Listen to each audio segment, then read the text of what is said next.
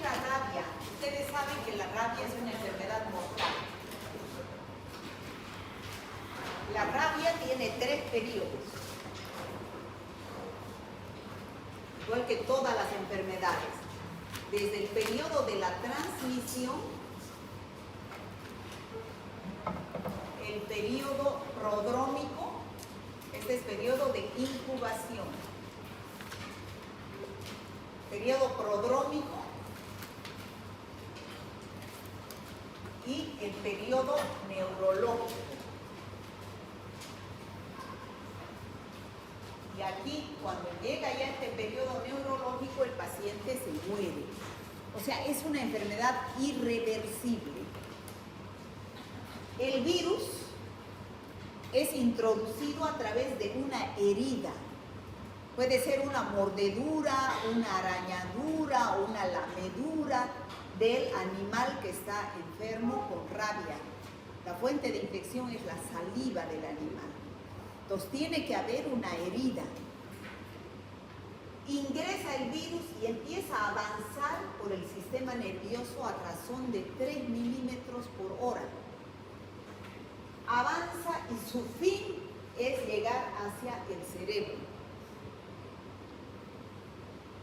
El tiempo que transcurre desde que el virus ingresa al organismo humano a través de una herida por una mordedura o arañadura, hasta que llega al cerebro, es el tiempo que uno puede actuar en tratar de salvar al paciente. ¿Ya? ¿Alguien lo conoce al muchacho que lo llamó? Ah, ya. Entonces puede salvar. En el trayecto que está yendo al cerebro se puede hacer el tratamiento. Pero una vez que llega al cerebro el virus, empieza ese periodo neurológico y empieza a tener, para disculpar, había estado en el otro bolsillo, y empieza a tener los signos y síntomas de la rabia. ¿Ya? Entonces, ¿cuál es más peligroso? ¿Una mordedura aquí en el brazo, en el hombro, en la cara o en el pie? ¿Por qué? Porque está más cerca del cerebro, entonces más rápido llega al cerebro y menos tiempo tenemos para poder actuar. El tratamiento tiene que ser mucho más intenso. Vamos a ver cómo se realiza, ¿ya? Entonces, este virus pertenece a la familia Rhabdoviridae del género Lyssavirus. Esa es la taxonomía del virus y ataca al sistema nervioso central. Es mortal la enfermedad cuando ya llega al cerebro. Por eso el tratamiento hay que hacerlo antes de que llegue al cerebro. Entonces, ¿cuáles son las especies de animales que son reservorios y que pueden transmitir el virus de la rabia? Pueden ser animales domésticos como los perros, los gatos con rabia, animales silvestres como los murciélagos, los zorros, los tigres, los leones, los monos, o también pueden ser animales del área rural como los ovinos, o sea las vacas, los caballos, los camellos, las ovejas. Entonces cualquiera de estos animales puede transmitir el virus de la rabia a través de una mordedura. Entonces, como les decía, el virus de la rabia puede infectar, es un virus que solamente afecta al sistema nervioso y es un virus que solamente ingresa cuando hay una herida. Entonces, este es el virus de la rabia, tiene forma de bala, tiene su cápside, tiene su ácido nucleico, o sea, la morfología que tiene es helicoidal, no es icosaédrica. ¿Cómo se realiza la replicación del virus de la rabia? Es importante hablar sobre la replicación. ¿Por qué? Porque este virus, una vez que el perro muerde, en su saliva está el virus.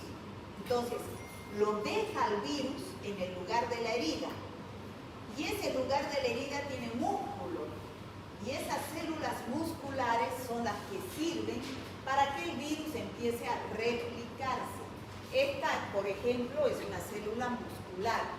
Y este es el virus de la rabia. Este virus que es el que ingresa. Entonces, ¿qué es lo que sucede? El virus ingresa, libera su ácido nucleico ARN y ese ácido nucleico da la orden a esta célula para que sintetice los elementos del virus. ¿Cuáles son?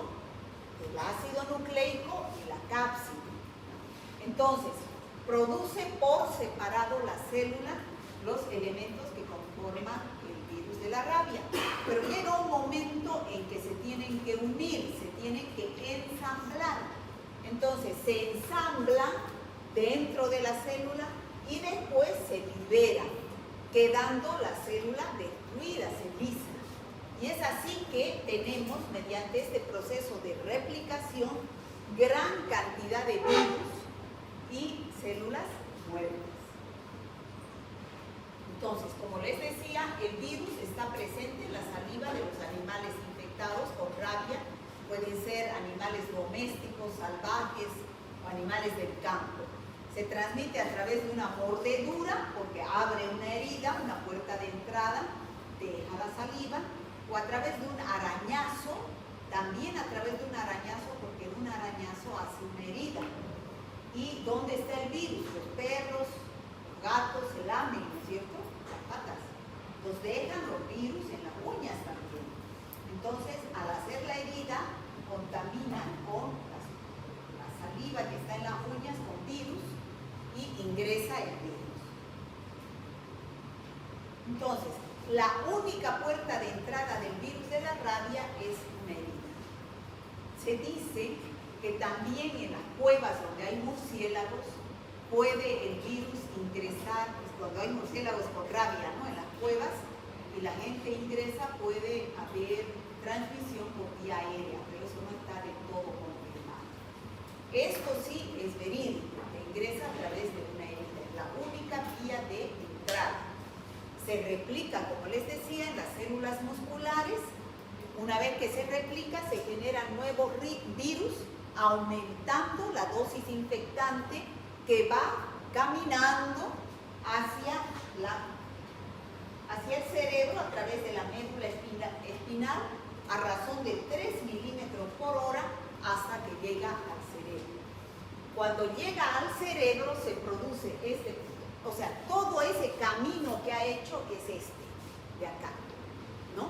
Este periodo de incubación puede durar días, meses, dependiendo del lugar de la herida. ¿Por qué? Porque avanza a razón de 3 milímetros por hora. Entonces, dependiendo del lugar de la herida, avanza este periodo y este periodo prodrómico puede durar una semana y después llega al cerebro y se produce una encefalitis, donde se manifiesta el periodo neurológico, donde el paciente ya empieza a tener el periodo de estado, donde el paciente empieza a tener ya los síntomas de la rabia, ¿no?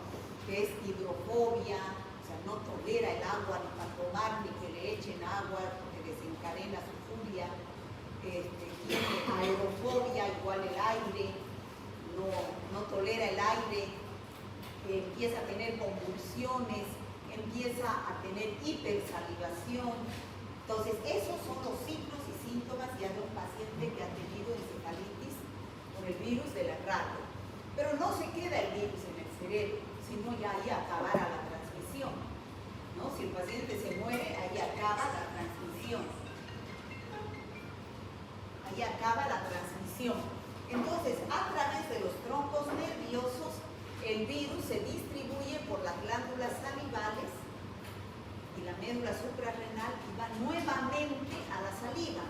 Es por eso que continúa el ciclo de transmisión.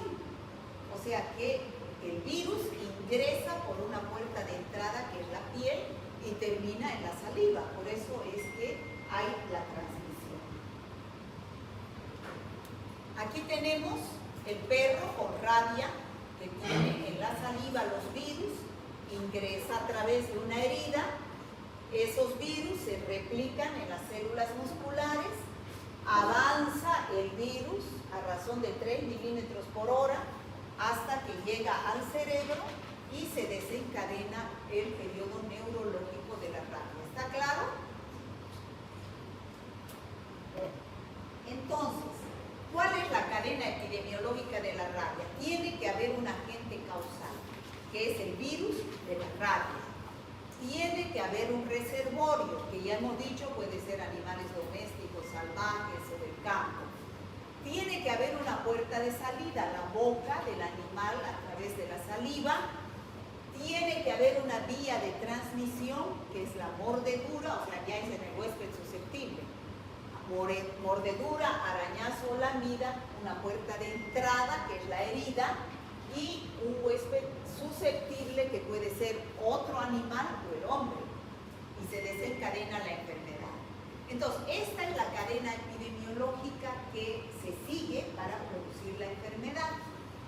Entonces, díganme dónde tenemos que actuar para combatir la enfermedad, para cortar esta cadena epidemiológica.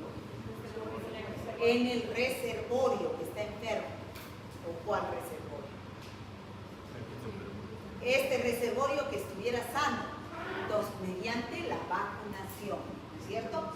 Al vacunarlo al perro, evita que se enferme. Y ahí se corta la cadena de transmisión. Yo pienso que la vacunación es en el susceptible, porque aquí el perro está enfermo. Este reservorio está enfermo. Entonces es aquí, en el susceptible, en el sano, susceptible de ser mordido y de poder adquirir la rabia. Entonces, para evitar esta enfermedad tenemos que interrumpir esta cadena de transmisión. Y para eso se debe vacunar al perro, gato o mono contra la rabia cada año. Entonces, aquí tenemos las variables que yo he explicado allá. Periodo de incubación puede durar de 1 a 3 meses, dependiendo del lugar de la herida. Generalmente no tiene signos ni síntomas, es asintomática. Por eso cuando a veces muerde no le damos importancia hasta que pasa el tiempo y ya se desencadena la rabia. Por eso ustedes como personal de salud deben decir, ante cualquier mordedura de un animal, se debe acudir al centro de salud más cercano para que el médico evalúe el cuadro y sepa qué es lo que va a hacer, ¿no? Porque las mordeduras en zonas de riesgo, que son la parte de arriba, evolucionan rápido y llegan al cerebro. Entonces, en esta etapa no se puede hacer PCR porque el título es bajo y el virus se encuentra en el músculo.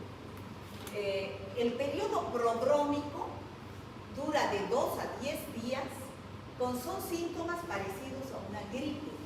Entonces tiene fiebre, mialgias, artralgias, y en el dolor de la herida puede aparecer parestesia, que quiere decir como una sensación de hormigueo en el lugar de la herida. Aquí ya se puede hacer PCR porque el título del virus, aunque es bajo, pero ya se encuentra en el sistema nervioso central y en el cerebro. En el periodo neurológico agudo es donde empiezan los signos y síntomas característicos de la rabia, ¿no? Y el paciente siente ansiedad, confusión, pero solo dura una semana. En una semana el paciente se va, y menos todavía. Hidrofobia, fotofobia, parálisis muscular, alteraciones del ritmo respiratorio. Aquí hay ya título elevado de virus en el cerebro y otros puntos. Después ya entra convulsiones, paro cardíaco, o sea, ya entra en un periodo de shock, ¿no? Y el estado virus, los virus tienen un título elevado y al final llega a la muerte del paciente. Vuelvo a repetir, ¿qué es lo que hay que hacer? Hacer el tratamiento en este periodo, antes de que llegue acá, ¿no? El paciente muere por un paro cardiorrespiratorio. En otra diapositiva, los síntomas, periodo de incubación puede ser variable, desde días hasta meses. Se multiplica el virus en la puerta de entrada en el músculo, sin manifestaciones clínicas, puede haber parestesia en el lugar de la herida. Después entra en un periodo prodrómico que dura de 2 a 8 días, síntomas inespecíficos como una gripe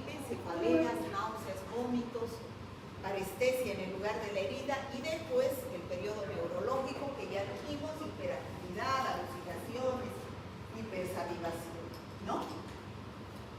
Entonces, la clínica del paciente, fiebre continua, excitación frente a cualquier estímulo, puede ser estímulo de agua, porque eso tiene hidrofobia, aerofobia, irritable se presenta el paciente, molesto, sensible, por eso a estos pacientes hay que hospitalizarlos en terapia intensiva y aislados, porque cualquier ruido es un estímulo para que se desencadene el cuadro de rabia.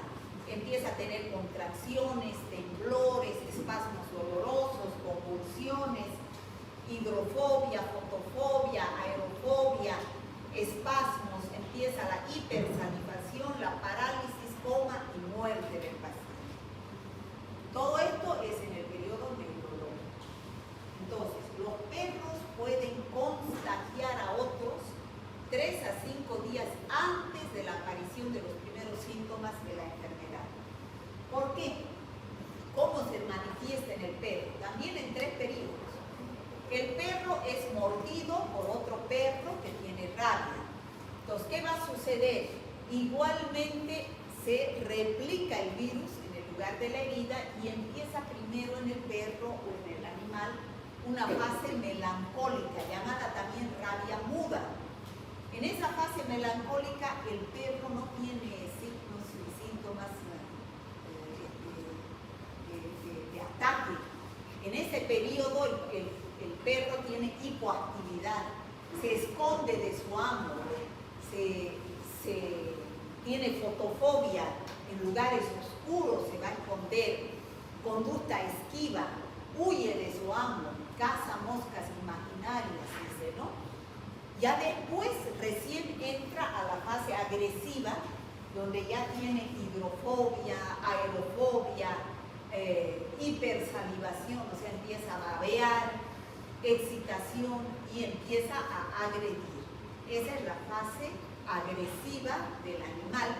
Y después el perro entra en un periodo de parálisis, en la fase paralítica, y muere el perro, ¿no? Estas son cómo avanza el virus o la enfermedad de la rabia en el perro, mediante 3 fases.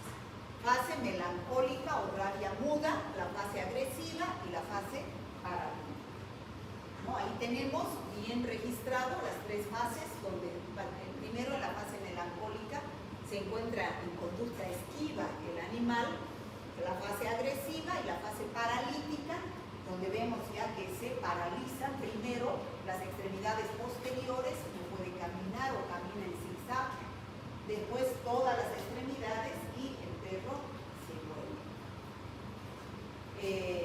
Ahí tenemos los síntomas de alerta, ya tenemos que ver que el perro se esconde, se aleja, busca un lugar oscuro, desconoce a su amo, no come, no bebe.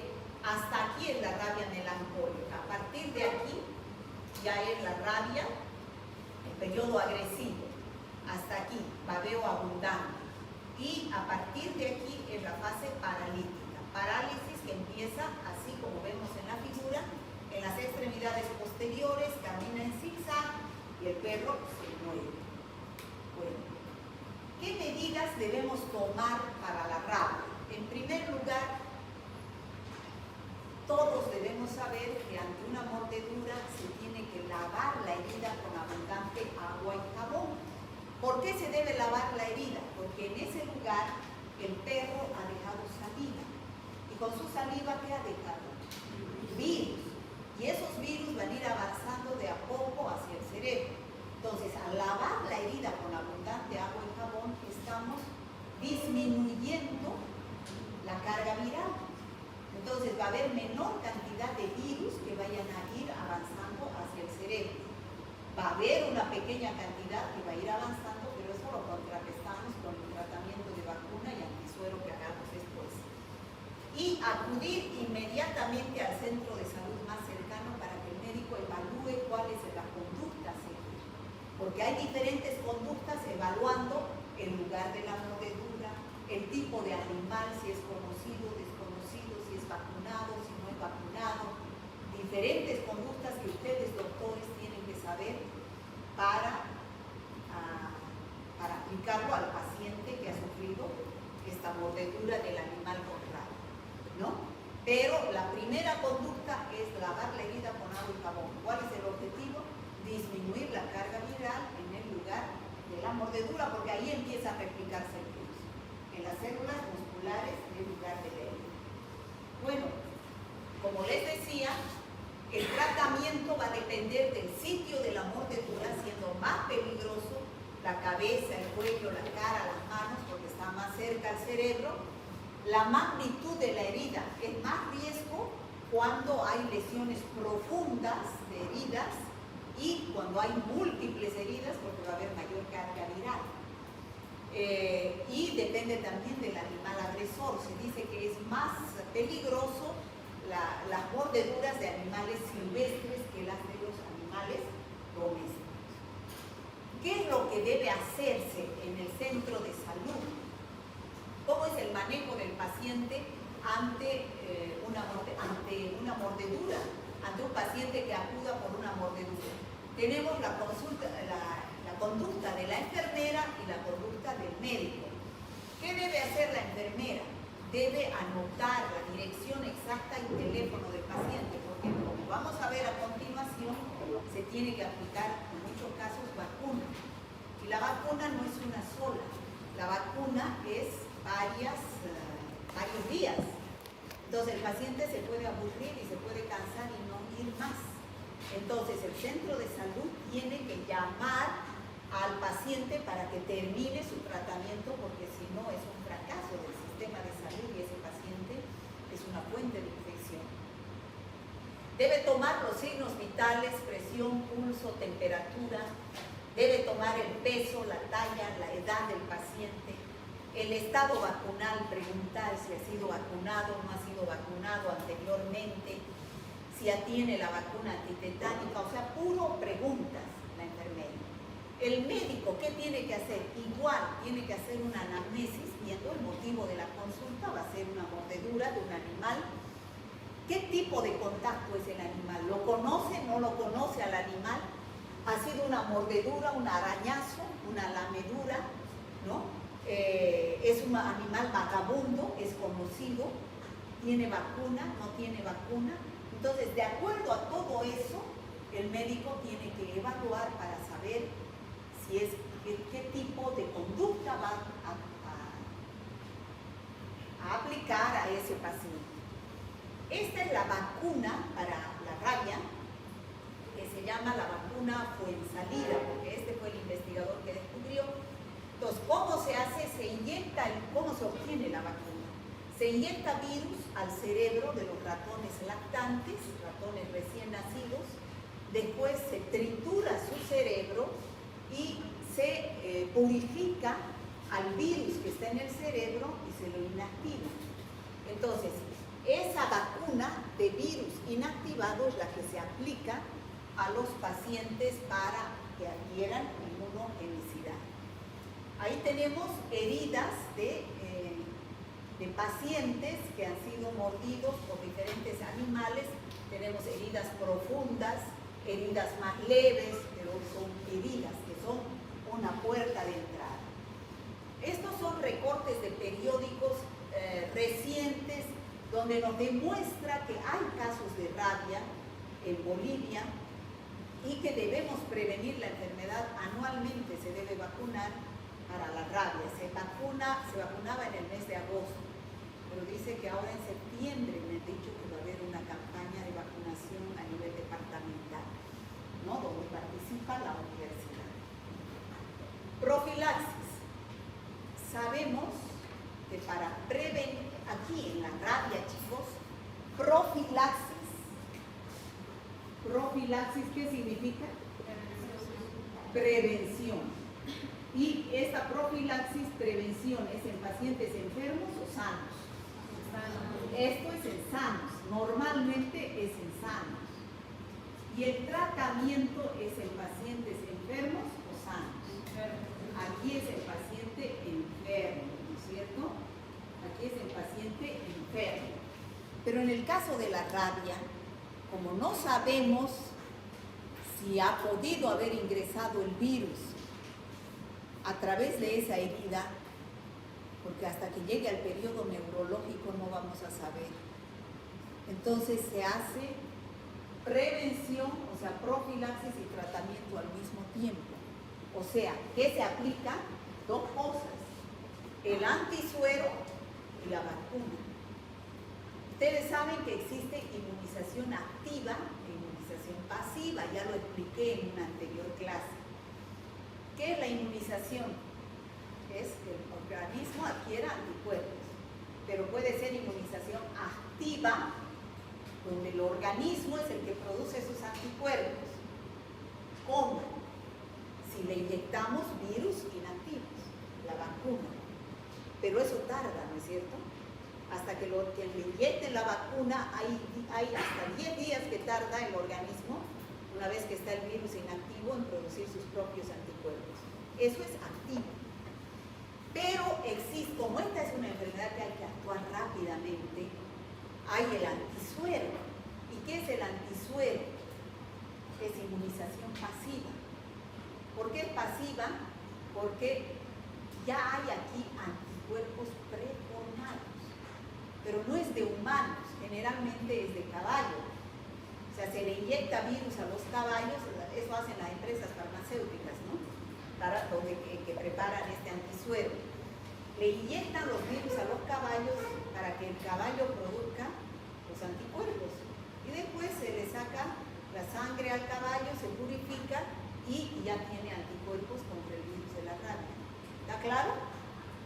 Pero aquí ya están formados los anticuerpos, aunque sea heterólogo de otro ser, no es del hombre, no es homólogo, porque muy raras veces ha habido sobrevivientes del virus de la rabia, casi nunca, para sacarle antisuero, es de caballo.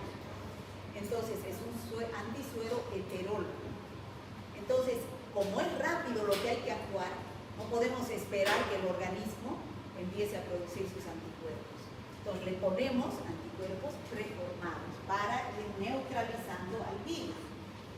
Bueno, y hablando de las vacunas, el antisuero es uno, pero las vacunas tenemos dos esquemas. El esquema reducido y el esquema clásico. ¿En qué consiste el esquema clásico? El esquema clásico hay que colocar 14 dosis en el deltoides, o si no también se aplica acá en el estómago. Entonces, 14 dosis, una diaria. ¿Qué se está aplicando? Virus inactivo, ¿no? La vacuna de Fensalida. Y 2 de refuerzo, después de 10 días y después de 10 días. En total son 16 dosis. Muchas veces el paciente no va las 16 veces al centro de salud y abandona tratamiento.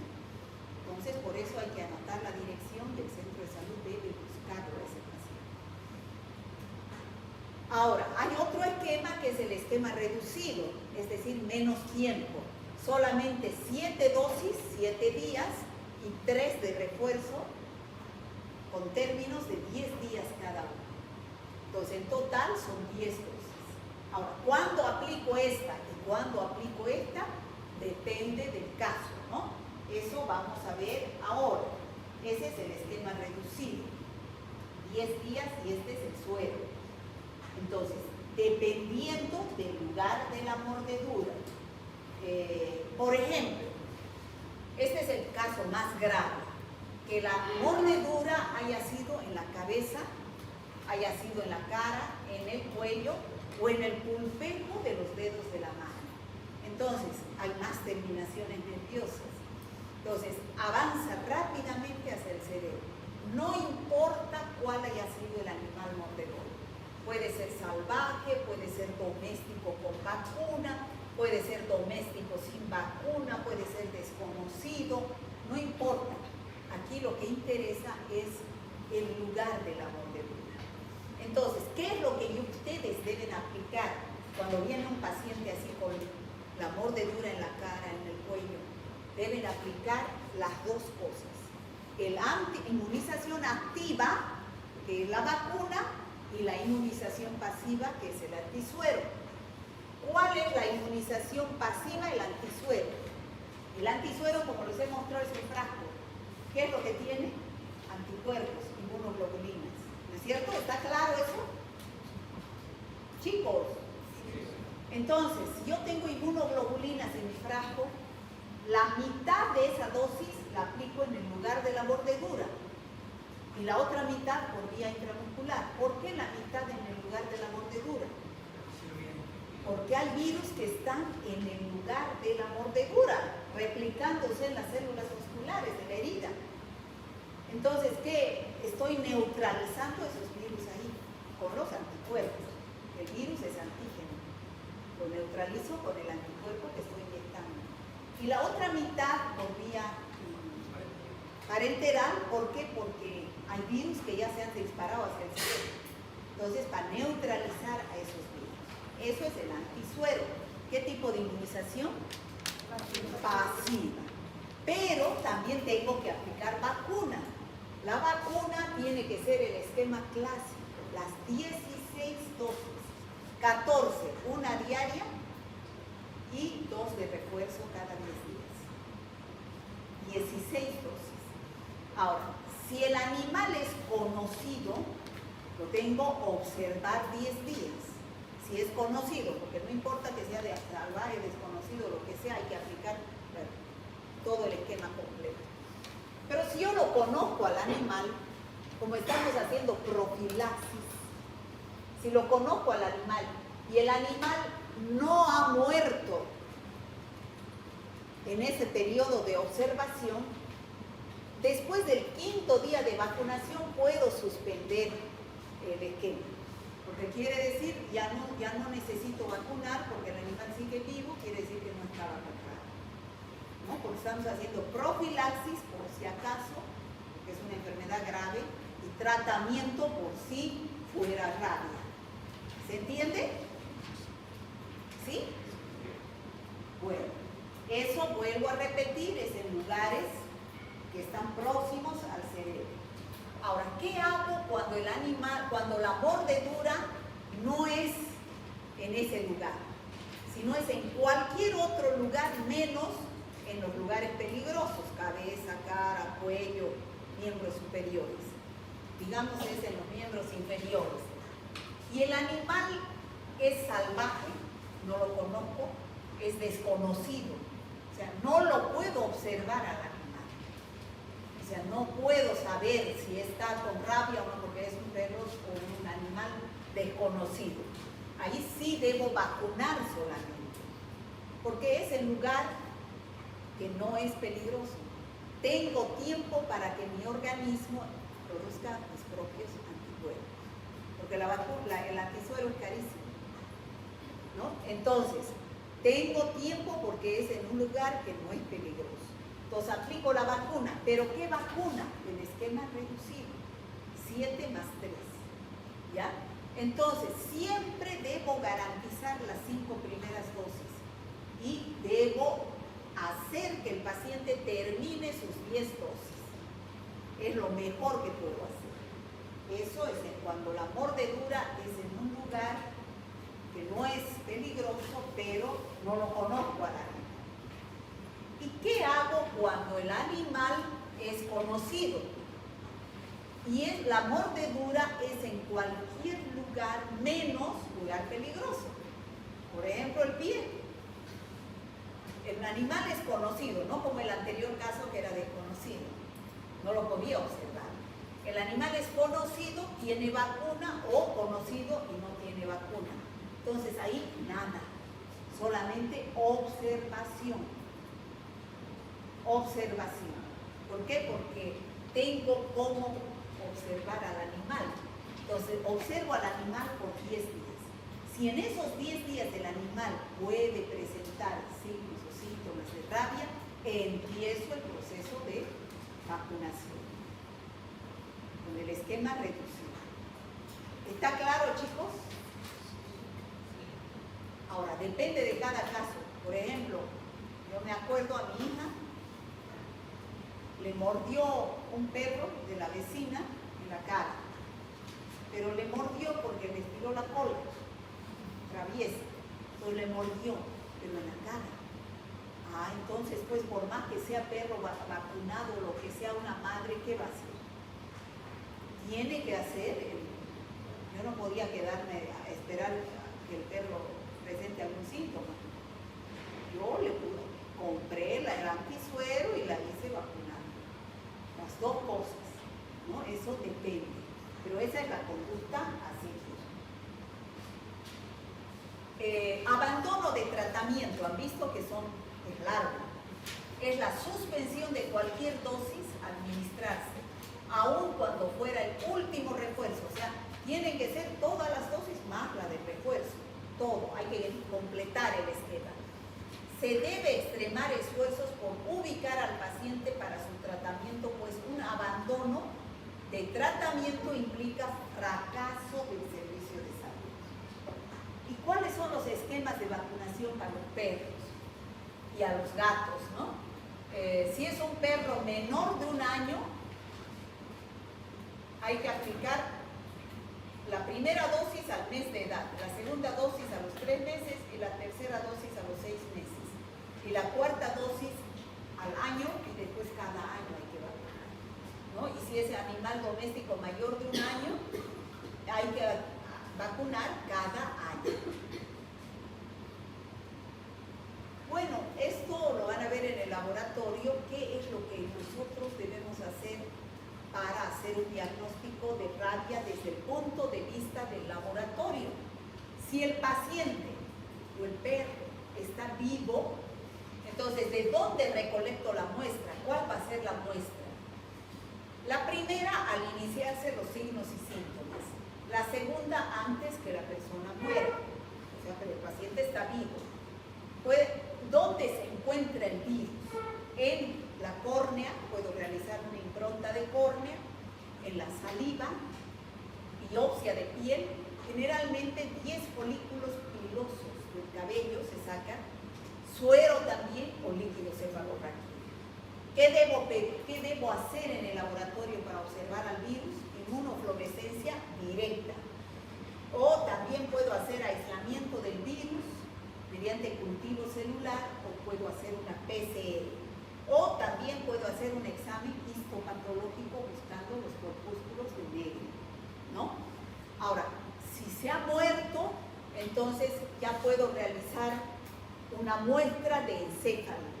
Está muerto.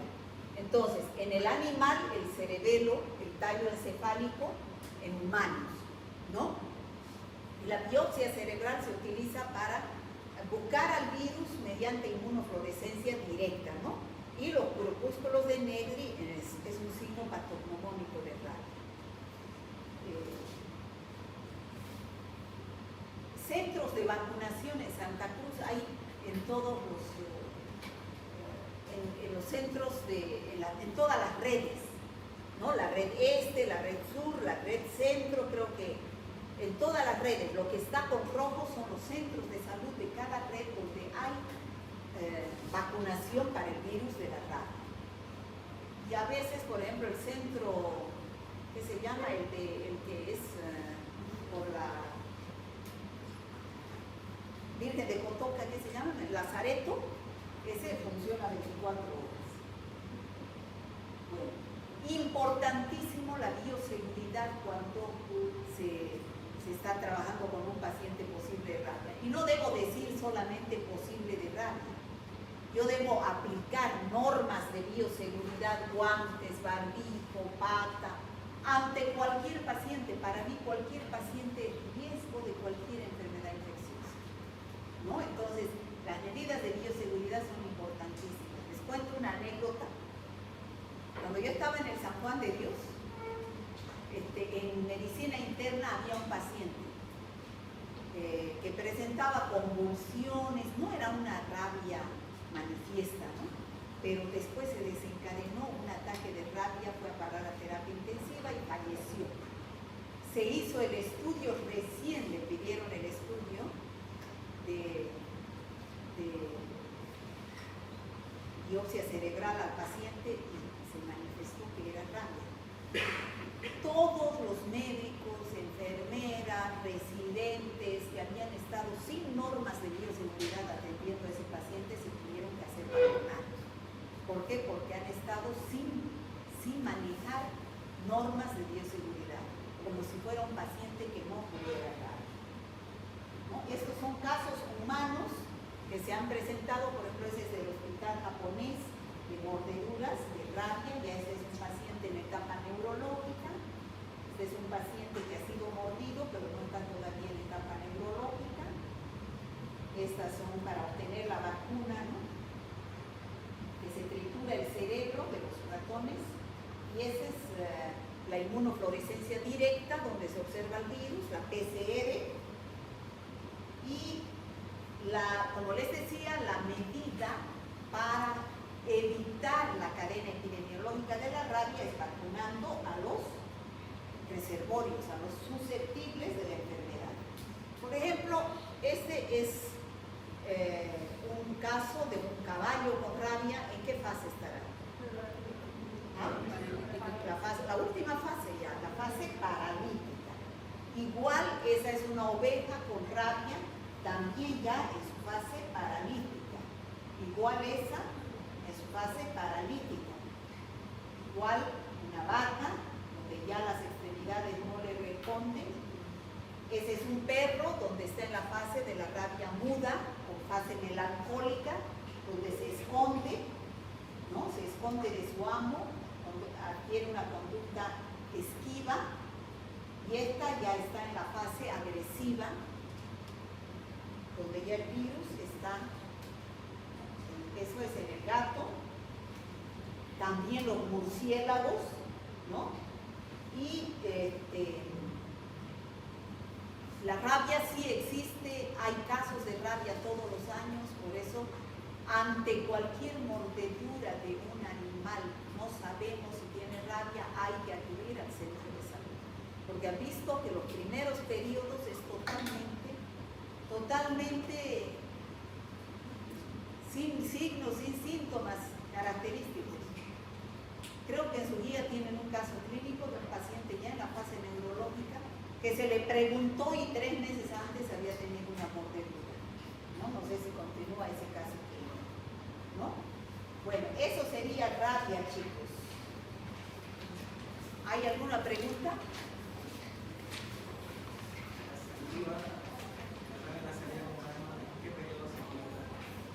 ¿Qué? La rabia, virus de la rabia en la saliva de los humanos, ¿en qué periodo se encuentra? En el humano. Cuando llega, llega el periodo neurológico, después se van las glándulas salivales. Después del neurológico van las glándulas salivales, ¿no? Bueno, chicos, eso es todo, ¿verdad? ¿Qué hora es? 9:34. ¿Y si avanzamos a Chile? Estamos atrasados con ustedes. ¿No quieren?